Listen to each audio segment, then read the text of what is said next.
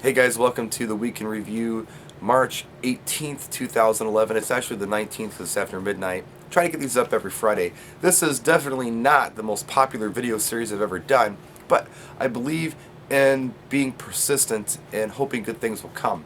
I want to talk a little bit about some stuff that happened this week that you didn't see. First of all, I did a school dance, and it was kind of a last minute thing. Wavy Davy threw it my way, so thanks, Wavy. I did it for a couple of different reasons. One of those reasons was to get some video of the American DJ Flat Par Tri 7s, and the other reason was to test out the RCF 722As in a big gymnasium. All well and good, but I didn't get any video of any of it. It just didn't work out. Sometimes the logistics on filming school dances just doesn't work out, and it didn't work out this time. Too many kids around, too much noise, and I just couldn't do it. So the Flat Par Tri 7s blew up that room. I only used two of them. I put them on sound active, master slaved them. They totally blew up what I wanted to light up and then some. They washed the dance floor. Wish I could have got video of that, but we'll get it soon. They passed the test. And the RCF 722As really filled the room up. But one thing that I did notice about them, and I suspected it anyway, especially in a gym where your audio or your acoustics isn't brilliant, it was so much high end. Because remember, you've got two 2-inch tweeters, 250 watts a piece, that's 500 watts a tweet, and then you end up with 1,000 watts of bass, full range bass, no sub to take that super low frequency stuff out of there. It's almost like you needed more bass. Not because there wasn't a lot of bass, but just because there was so much high. So I'm thinking a sub is definitely going to be in the future for this rig. Another thing that happened this week, I had a couple of meetings. And I'm not going to gush about these meetings. A lot of people do. They'll do it on Facebook. Oh, I had a great meeting with Laura and Tom with their wedding on the 22nd of May or whatever. I'm not going to do that. I'm just going to say that I had two decent meetings. I met one couple on, I think it was Tuesday. We met at a Starbucks, and I helped out with their floor plan. Real nice couple. That was cool. Real chill. The other meeting was actually tonight. Wedding I'm doing, kind of interesting. He's from Romania. She's from Lebanon. And so it's going to be Arabic and Romanian music mixed with just English stuff. It's going to be a small wedding, but a fun wedding. And they were really nice. He's a dentist. She's going to school to be a dentist. Super nice people. Good looking couple. The thing that I wanted to mention was the particular place that they booked their hall comes with a wedding planner. And I've worked here before, and I've worked with this particular planner before. And I guess, to be frank, I haven't been impressed with her.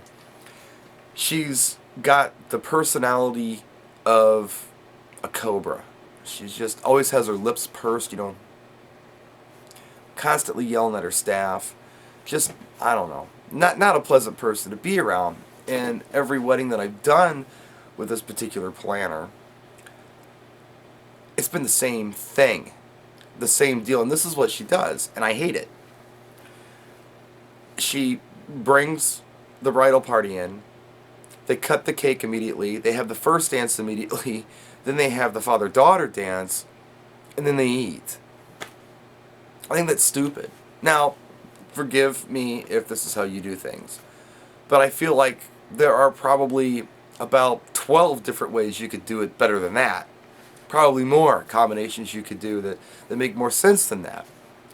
So when I asked about the timeline, what they were thinking, our future bride said, well, the wedding planner already told us it's going to be this, this, this. She said, told us. I'm like, okay, well, did you discuss it? Did she give you options?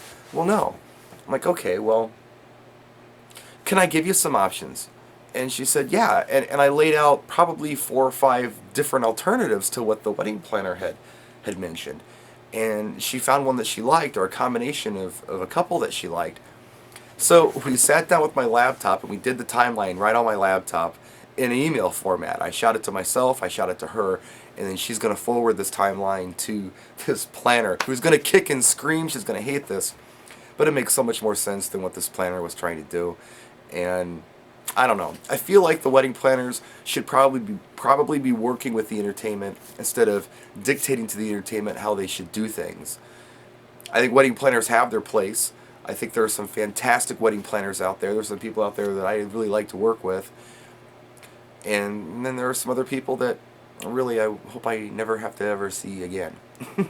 But anyway, that's my story about my meetings this week.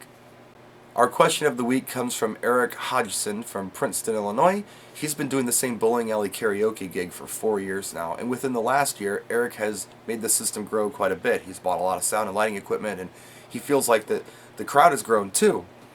And recently, the manager told Eric that he needs to scale it back down to the way it was a year ago because it's just gotten too big. Now, Eric feels like this is going to have a real negative effect on not only the crowd, but possibly the revenue that the bowling alley brings in. And he wants to know what to do. Should he pack up his stuff and take it somewhere else where somebody wants a big rig, or should he just do what the manager says? My suggestion is, in these times, these are hard times right now, do what the manager is asking you to do and see what happens. Maybe the manager's right. Maybe it got too big and maybe it's interfering with something else that's going on with the bowling alley. On the other hand, Eric, maybe you're right, and what will happen within time, as soon as the manager sees that revenues are down and the crowd's down, he's going to say, Eric, why don't you bring that stuff back in? I think you were on the money with that one. Bring it back in.